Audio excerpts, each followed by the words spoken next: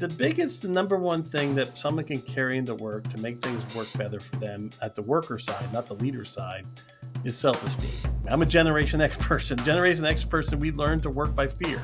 The more authority and power you get, it's very insidious because the natural reaction is to start seeing things through your eyes, your filter. The very first step in all of this conversation is, how much do you practice self-awareness? Whether you want more innovation more easily, you are feeling burnt out or overwhelmed, or you simply know that something isn't quite the way you know it can be, you are not alone.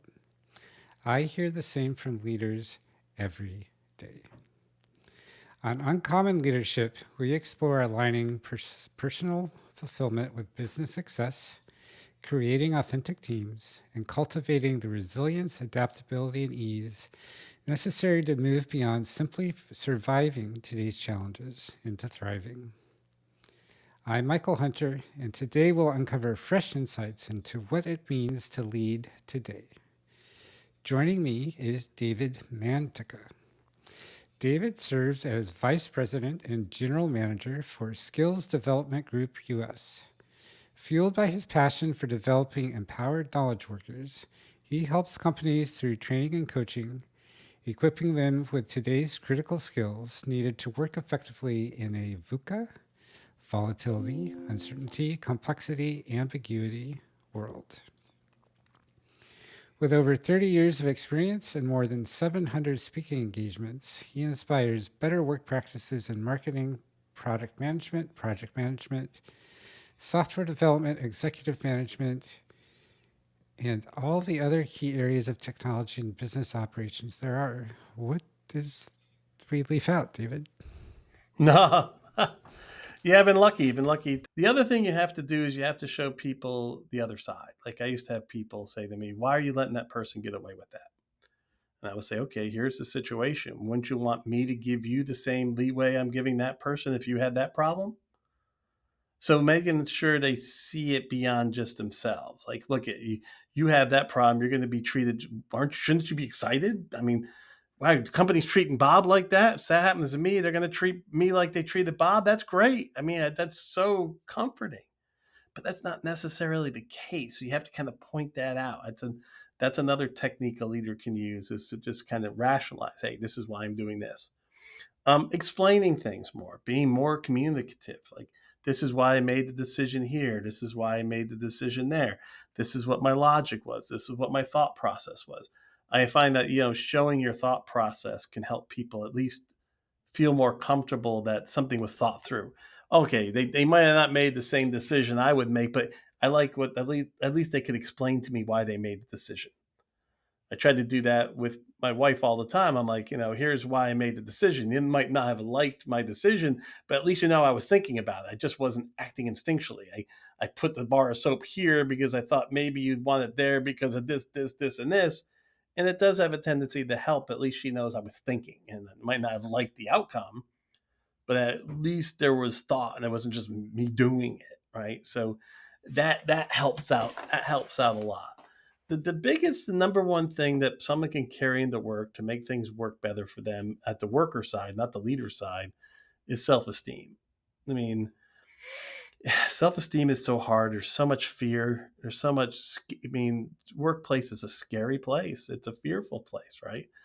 But self-esteem rides over that, and the confidence that I'm going to be okay.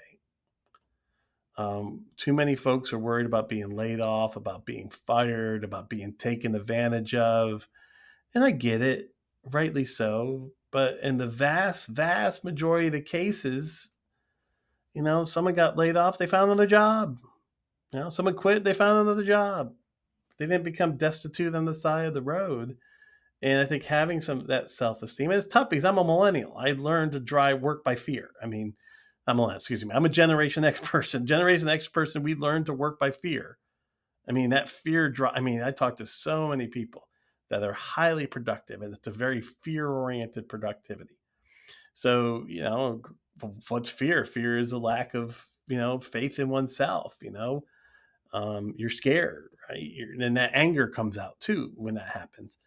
So I would say cultivating a sense of self esteem, not irrational self esteem, but the self esteem to know that you're valuable, that you can work elsewhere, that you have an innate value that may not be valued at the place you're at, but can be valued somewhere else. If we do these as tiny experiments, then we can do them in little itty bitty increments so that if it doesn't create the outcome we're hoping for, it's not a big deal. Yeah, this is the thing about this, which is really hard because you companies get really big. When they get really big, it's a it's a challenge. It's yes. The more you can test and iterate as a leader and how you're going to approach the group you're within, the better. The more open you are that it's not about me, it's about them, and then seeing how your actions or reactions affect them. Um, Ultimately, knowing that you can't change their opinion of you, you can influence it, but it's especially a younger new manager coming in. There's a lot of challenges with that.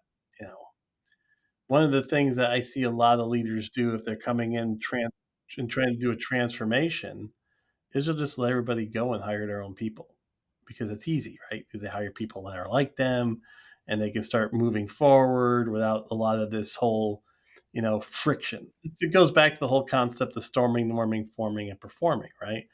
Any team structure initially is going to have some storming fit as you form, then you're going to storm and figure things out. If you just let everybody go and you bring in your own cronies, it's a much faster way to some levels of normal production. So some folks, test it that way. So the testing of incremental tries is very important. The problem is that you have these just gigantic organizations that then it becomes more difficult. And even those gigantic organizations, even if I'm high up in that organization, I can always start small with my assistant, with that one person who reports to me that I always have an easier time talking to than anyone else. With my spouse, as you were Well, you saying, know what? The or first step is a they have to friend. know they have to know they have to change. I mean, this is the more authority and power you get, it's very insidious because the natural reaction is to start seeing things through your eyes, your filter. And then you start filtering it as if you're more valuable than everything else. It's not even the idea that you don't like somebody. It's just that hey, I'm important. I'm important. And the only way someone at higher levels can fight that is being aware of that every day. You wake up and you say to yourself, I might suffer from president-itis today.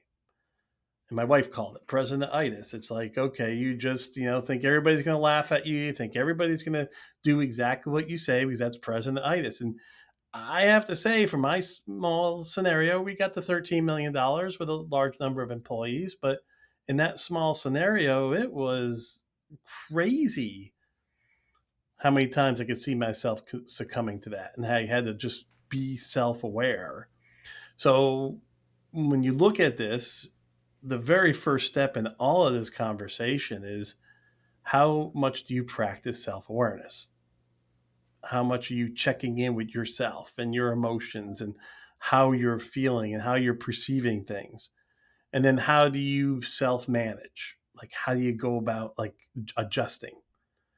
And then how do you do check ins? Who do you check in with? How do you vet? Like, early on with my work with the company out of New Zealand that I worked for, I had a couple of the folks in New Zealand I would check in with. Okay, how did I act in that meeting? How did I sound? Was I coming off like too much like an ugly American? Was I coming off too aggressive? So I had a third party check to help me as I was trying to figure out how to work that culture because I was self aware enough to know that. I mean, if you had to point to an American, I'm like one of your most typical Americans, independently oriented, loud, aggressive, want to make things happen. So I knew I needed that buffer. I knew I needed help to make sure I wasn't being that way, or else I would lose all my credibility. So the self-awareness thing, like going back to your example, that leader, Marshall Goldberg talks about this a lot. The first step is, and here's the saddest part, Michael. If you want to change, you know, it takes about a year for somebody who's changing for others around them to accept that they really did change.